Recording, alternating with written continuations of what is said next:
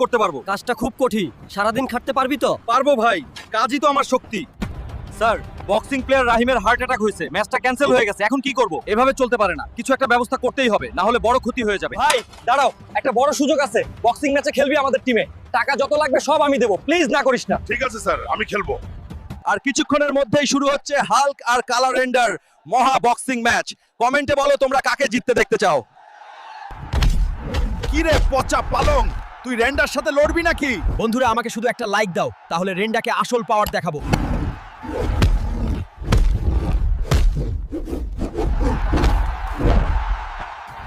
Hulk, তুই আজ প্রমাণ করেছিস। এই নে আমার তরফ থেকে 20 কোটি টাকা, যা খুশি কর। এনজয় না ইঞ্জিনিয়ার সাহেব, এখন বাবাকে সব দেখানোর সময় এসেছে। বাবা, তোমাদের বাড়ির সামনে একটু জায়গা হবে আমার হেলিকপ্টার আর এই ব্যাগ রাখার জন্য, কারণ হাল্ক এখন মিলিয়নেয়ার।